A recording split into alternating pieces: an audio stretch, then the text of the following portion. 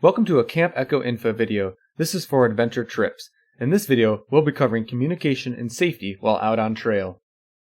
To start, we'll cover who's keeping everyone safe. Echo trips will be led by at least 2 Camp Echo staff, and on boat trips, both of these staff will be lifeguards. Always at least one, though in most cases, both staff are 21 years of age or older and hold their Wilderness First Responder certification.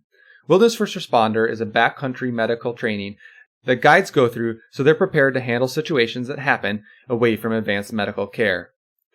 In addition to this training that they receive from a third party, guides will also have extensive staff training, including field experience, going on trips together, learning how to lead and create positive, amazing experiences for our campers. In addition to the guides, we have on-camp support with the Adventure Trips Coordinator, seasonal unit leaders, as well as the entire health team. This includes health officers, youth development specialists, and other Camp and McGaw leadership. All of these supports will be helping groups before they leave camp, and then accessible through satellite phone communication while they're out on trail. Just like at traditional camp, all medications, prescription or over-the-counter, must be checked in when you arrive at bus departures, or when you get dropped off.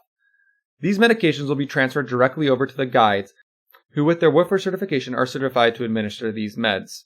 They will hold on to them for the duration of the trip, and it's helpful for them if you include detailed instructions for each medication you take on your health form. Guides will then administer and record all medication given over the course of the trip, and this includes any over-the-counter meds that we're administering directly from our first aid kit. Please note that most basic over-the-counter meds like Advil, Tylenol, or Dramamine are carried by our guides in our first aid kits, and there's no need to bring these additional over-the-counter meds. Now let's talk about checking in. I mentioned earlier that guides will be carrying satellite phones with them on their trips. This is their main communication to camp and to the outside world. Each trip has scheduled check-in calls with camp throughout the session to check in and let us know how the group is doing. During these check-ins, we go over many things, including the current state of the group, how everyone's holding up, and what the weather is looking like for the next couple of days. Guides will have access to these satellite phones throughout the entirety of the trip, and will bring their cell phones along as well for check-ins that happen when they're not in the backcountry, or if they ever come out of the backcountry, they have another means of communication. In case of an emergency, guides will get in touch with camp and local authorities if needed, again using the same channels. We are always ready and able to answer those calls if they come in. Plans are developed on a case-by-case scenario, as every situation in the backcountry is very different, and oftentimes no two situations ever look the same. In an emergency, most logistics are run by our team back on camp, as we do everything we can to ensure the safety of the group out on trail. If there is ever an emergency on a trip, we will make sure to contact parents of all campers on the trip. So let's dive into this parent communication a little deeper. For any communication from camp to parents, know that no news is good news. Camp will reach out to parents if there are any major changes to their itinerary, or if the group departs early from the backcountry. We will also communicate out to all parents if there are any medical emergencies that happen within the trip.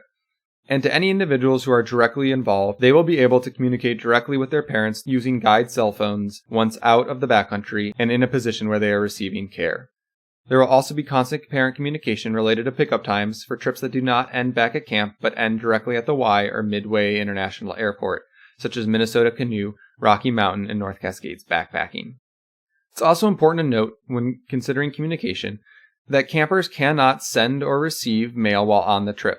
They are in the woods and have no access to technology. Any mail that is sent to campers while they are out on trail will be kept at camp awaiting their return. However, if they are in one of those trips I just mentioned that don't end back at camp, that mail will not reach them, and that mail will then be returned to sender. No cell phones are allowed for campers in any of our programs, and we encourage you to leave them at home. Guides will have cell phones strictly for checking in and using them for emergency purposes. I hope you enjoyed the video and got a greater insight into what we do to keep our campers safe in the communication that happens between campers, parents, and camp throughout an adventure trip. If you have any more questions regarding any of these topics or others, please feel free to reach out to us. We would love to answer them.